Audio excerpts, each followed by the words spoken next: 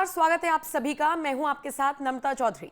भारत पाकिस्तान के बीच जब युद्ध जैसे हालात हुए तो दुनिया ने भारत की ताकत को देखा, भारत की मिसाइलों की ताकत को देखा और इसमें सबसे ज्यादा ध्यान जो गया है लोगों का, ये कह लीजिए दुनिया के बाकी देशों का, वो ध्यान गया भारत के मेक इन इंडिया प्रोजेक्ट पर और इस प्रोजेक्ट के तहत बनाई गई मिसाइलों पर। लेकिन आज इस वीडियो में हम आपको बताने जा रहे हैं कि भारत एक ऐसी मिसाइल तैयार करने जा रहा है जो बाकी सभी मिसाइलों का बाप कही जा रही है। K6 हाइपरसोनिक मिसाइल बनाने की तैयारी में है भारत। इसको लेकर ये जो प्रोजेक्ट है कहां तक पहुंचा है, कैसे इसकी शुरुआत होगी, किस तरीके से इसको बनाया जाएगा, इसकी विशेषताएं क्या होंगी, आज इसी पर मुख्य रूप से चर्चा करेंगे। मेरे साथ मेरे वरिष्ठ सहयोगी पंकज प्रसून जुड़े हुए हैं। लेकिन पंकज जी, आपसे और ज्यादा जानकारी लूं उससे पहले ग्राफिक्स के जरिए समझाना चाहूंगी दर्शकों को कि इस K6 हाइपरसोनिक मिसाइल की विशेषताएं क्या कुछ रहेंगी। ग्राफिक पेज चलाइए। दरअसल K6 मिसाइल की मुख्य विशेषताएं ये हैं कि ये मिसाइल मैक 7.5 लगभग 9,261 किलोमीटर प्रति घंटे की गति से हमला कर सकेगी, जिससे दुश्मन को प्रतिक्रिया देने का समय बहुत कम मिलता है। इसकी अनुमानित रेंज 8,000 किलोमीटर है, जो इसे इंटरकॉन्टिनेंटल बैलिस्टिक मिसाइल ICBM बनाती है। यह पूरे पाकिस्तान और एशिया के बड़े हिस्से को कवर कर सकती है। अच्छा, इसके अलावा MIRV यानी multiple independently targetable re-entry vehicle क्षमता के साथ ये एक ही लॉन्च में कई लक्ष्यों को निशाना बना सकती है, जिससे इसकी घातकता और बढ़ जाती है। ये 2 से 3 टन के परमाणु या पारंपरिक वॉरहेड्स को लेकर जा सकती है। K6 को S5 क्लास सबमरीन से लॉन्च करने के लिए डिजाइन किया गया है, जो अरिहंत क्लास सबमरीन से बड़े और अधिक उन्नत हैं। ये सबमरीन 16 K6 मिसाइलें ले जा सकती हैं। इसका विकास फरवरी 2017 में शुरू हुआ था और इसे 2030 तक टेस्टिंग और तैनाती के लिए तैयार करने का लक्ष्य भारत सरकार का है। K6 मिसाइल भारत की न्यूक्लियर ट्रायड यानी जमीन, हवा और समुद्र से परमाणु हथियार लॉन्च करने की क्षमता को मजबूत करती है, जिससे दूसरा हमला सुनिश्चित होता है। इसके अलावा ये मिसाइल ब्रह्मोस क्रूज मिसाइल से भी अधिक तेज और घातक है और इसे रडार से बचने की क्षमता के साथ डिजाइन किया गया है, यानी किसी की भी रडार पर ये ना आए। अच्छा, आगे बढ़ते हैं। ये भारत को अमेरिका, रूस, चीन, फ्रांस और यूके जैसे देशों की श्रेणी में लाती है, जो MIRV और हाइपरसोनिक तकनीक से लैस हैं। क्षेत्रीय चुनौतियों, खासकर चीन और पाकिस्तान की बढ़ती नौसैनिक ताकत के जवाब में K6 भारत की समुद्री रक्षा और रणनीतिक स्थिति को मजबूत करता है।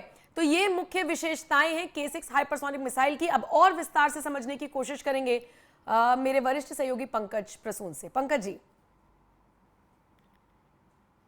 सबसे पहले तो मैं बता दूं, आपने पूछा कि स्टेज कब तक ये बनकर तैयार होगा। एक स्वाभाविक सा प्रश्न है कि घोषणाएं बहुत सारी होती हैं, पर ये होगा कब। परसों केरला में एक कार्यक्रम के दौरान DRDO चीफ ने यह घोषणा की थी और उन्होंने ये कहा कि मिसाइलें DRDO में बनकर तैयार है। अब जो होना है, इनका सी ट्रायल पहले होगा। अच्छा, ये ट्रायल होना है। अब सी ट्रायल में ये S6 S5 क्लास का जो पनडुब्बियां है ना, पहले उनसे ट्रायल किया जाएगा और जब वो सफल रहेगा तो विमान वाहक पोत पर इसे ट्रायल किया जाएगा। ये मेनली नेवी के लिए है और जब ये हो जाएगा तब फिर इसका ये इनकलकेट किया जाएगा नेवी में कि इसको कब शामिल करना है, कमीशन करना इसको बोलते हैं कि कब कमीशन होना है। ये तो बना के तैयार है, टेस्टिंग का इंतजार है। 2030 तक यहां इसको मतलब अब अमल में लाने देखिए, की प्रक्रिया चल रही है ना। हाँ, ये क्या होगा कि अभी मान लिया कि सबसे पहले पनडुब्बी वाला होगा टेस्ट S5 क्लास सबमरीन से। उसके बाद जब वहां सक्सेस हो जाएगा तब देखा जाएगा कि विमान वाहक पोत तो इसे कैसे कर सकते। जब वो हो जाएगा तब इसको मास प्रोडक्शन के लिए ऑर्डर किया जाएगा। तो ये सब करने में देखिए 2025 चल रहा है, 5 साल तो लग ही जाएंगे, इसलिए ये टारगेट 2030 तक रखा गया है। ये कंप्लीट भारत का प्रोजेक्ट है या किसी और देश का भी इसमें सहयोग? बिल्कुल स्वदेशी है, किसी देश का कोई तकनीक नहीं है, 100% सेल्फ मेड इंडिया का है ये। और ब्रह्मोस हमने बनाया था रशिया के साथ मिलके। जो ऑपरेशन सिंदूर है उसमें जो ब्रह्मोस ने जैसा काम किया, तो हमें बहुत बड़ा एक्सपोर्ट ऑर्डर मिला है ब्रह्मोस का। बहुत सारे देशों ने इंटरेस्ट दिखाया है और आज ब्रह्मोस जो है हमारा फ्लैगशिप एक्सपोर्ट है अगर डिफेंस के मामलों में कहे तो। और K6 जो आने वाला है ना, ये सिर्फ हाइपरसोनिक मिसाइल, वैसे तो 5 देशों के पास ऑलरेडी है, भारत छठा हो जाएगा। अच्छा। लेकिन उन 5 देशों में भी जो हाइपरसोनिक बनाने वाले हैं, जो हमारा K6 है, वो टॉप 3 उन्नत है, उन्नत के मामले में। तो सिर्फ रशिया, अमेरिका और चाइना, ये तीनों के बाद हम हैं। बाकी हाइपरसोनिक मिसाइल तो फ्रांस के पास भी है, लेकिन हमारा जो मिसाइल है ना K6, वो उन सब से बहुत ज्यादा डेवलप है। और K6 की एक और खूबी है, मैं बता रहा हूं, ये तो पहले नेवी के लिए डिजाइन किया गया है, नेवी इस्तेमाल करे, उसके बाद इसको वो सरफेस के टेस्ट भी किया जाएगा। एक सी टेस्ट होता है, मतलब जो नेवी करती है वो, और एक हमारा जो है कि इसको वर्चुअल वर्जन कहते हैं, सरफेस वर्जन बोलते हैं इसको, जो कि जमीन से हवा में, हवा से जमीन में, इस तरह का भी होगा इसका, वो आगे का स्टेज। सारे टेस्टिंग होंगे। लेकिन इसकी तुलना रशिया हाँ, के जिरकॉन से की जा रही है, और चीन की भी एक मिसाइल है, बहुत मतलब वही मैं कहा। उसकी भी तारीफ होती है बहुत, उससे भी इसकी तुलना की जा रही है। देखिए, सबसे बड़ी बात है ना कि चाइना क्लेम तो बहुत सारी चीजों को लेकर करता है, उसका PL-15 का भी क्लेम बहुत था, लेकिन वो देखा हमने। वॉर टेस्टेड नहीं है, वॉर अच्छा। टेस्टेड नहीं है। अच्छा। देखिए, रशिया वाला वॉर टेस्टेड है। जिरकॉन। हाँ, जिरकॉन वो है, और वो पूरी दुनिया में मान्यता प्राप्त है। और चाइनीज जितने भी हथियार हैं, सिर्फ अभी चाइना का क्लेम है, कोई वार सिचुएशन में उनकी कभी टेस्टिंग हुई नहीं। और जो थोड़ा बहुत टेस्टिंग ऑपरेशन सिंदूर के दौरान हुई, आधी अधूरी, उसमें से भी वो देखिए वो सफल नहीं हुए, एक्सपोज हो गए वो, चाहे उनका एयर डिफेंस सिस्टम हो जाए या उनका मिसाइल जो हो जाए। PL-15 को भी उन्होंने बहुत कुछ कह के बेचा था, और बहुत सारे सही देशों बात से है। बातचीत कर रहे थे सही बात क्लेम है। करके, लेकिन वॉर रेडी सिचुएशन में वो कैसा परफॉर्म करते हैं, ये सबसे बड़ी बात है। हम्म। तो मैंने कहा ना कि ये टॉप 3 हाइपरसोनिक मिसाइल होगा ये दुनिया का। मैं क्लेम को मान लेता हूं, उसके बावजूद अगर चाइना के क्लेम को मान लिया जाए तो ये 4th होगा। एक जिरकॉन जो आपने बताया रशिया के पास है, और एक अमेरिका के पास कोई है हाइपरसोनिक, उसके बाद किसी देश के पास नहीं, अच्छा। जो जो फीचर्स बताया जा रहा है, तो ये है। नहीं, एक एक चीज। और खूबी है, एयर डिफेंस सिस्टम की बड़ी चर्चा हो रही थी हाल के दिनों में, ईरान के वार के दौरान, ऑपरेशन सिंदूर के दौरान। ये कोई भी दुनिया का अभी तक एयर डिफेंस सिस्टम इसको नहीं रोक सकेगा। मैं यही समझना चाह रही थी, ऐसी कौन सी टेक्निक इसमें यूज की गई होगी, कौन से देश से आइडिया लिया गया होगा। मैं थोड़ा ये समझने की कोशिश कर रही हूँ कि ये रडार में भी ना आए, ये इसकी क्षमता रहने नहीं, वाली है। नहीं, आमतौर पे जो हाइपरसोनिक मिसाइल्स होते हैं ना, जो आवाज की गति से ज्यादा, उन्हीं को हाइपरसोनिक कहा जाता है, कि आवाज की गति से कितना ज्यादा है। तो ये आवाज की गति से 8 गुना ज्यादा स्पीड है इसकी। तो क्या होता है ना कि एयर डिफेंस सिस्टम को ये कैपेसिटी होती है, और कि वो डिटेक्ट तो करेगा, लेकिन जब तक ये डिटेक्ट करके बताएगा तब तक वो जाके मार चुका होगा, भेज चुका होगा। ये फर्क आता है, स्पीड एक होता है, और उसकी ट्रिजेक्टरी जो होती है, और जैसे ये ये दोनों पे असर पड़ता जैसे है। ये दुश्मन एरिया में एंट्री कर रहा है, चलिए जब तक वो लोग इसे इंटरसेप्ट करेंगे तब तक ये मार के हट जाएगा, लेकिन जब ये एंट्री कर नहीं, रहा है उस वक्त खत्म, तक भी तब नहीं तक पता सारा चलेगा। नहीं पता चलेगा ना। ये जब तक उनका मिसाइल एक्टिव होगा और अपना सिग्नल देगा, और जब तक वो कुछ कर सकेंगे, मतलब पलक झपकते ये तो अपना काम कर चुका होगा। इसलिए तो इसको हाइपरसोनिक जो होते हैं, नॉर्मल जो हाइपरसोनिक मिसाइल्स होते हैं, जो कि दुनिया के 5 देशों के पास हैं, वो पारंपरिक एयर डिफेंस सिस्टम को ये गच्चा देने के लिए ही बनाए गए हैं। और K6 जैसा जो अति उत्तम क्वालिटी, और ये कर सकते हैं ना कि ये अति विशिष्ट मिसाइल सिस्टम है ना, ये तो एडवांस एयर डिफेंस सिस्टम को भी ये गच्चा दे सकता है। अब भारत ने जो तैयार किए, हालांकि ये बताना नहीं चाहिए, भारत ने कोई एक एयर डिफेंस सिस्टम नहीं तैयार किया है। भारत के एयर डिफेंस सिस्टम को कहते हैं सुदर्शन चक्र, और हर चक्र में एक एयर डिफेंस सिस्टम है वहां। आकाश तीर कहां काम करेगा, उसके बाद जो उनका जो है S-400 करेगा, उसके बाद अंदर आएगा। ये सारे को बेचते हुए आना पड़ता है दुश्मन के मिसाइलों को या ड्रोन्स को। तो ये है खूबी। और खास करके डिफेंस एक्सपोर्ट के क्षेत्र में कई देश जो हैं वो बहुत करीब नजर रखे हुए हैं, और मैं एडवांस कंट्रीज की बात कर रहा हूं।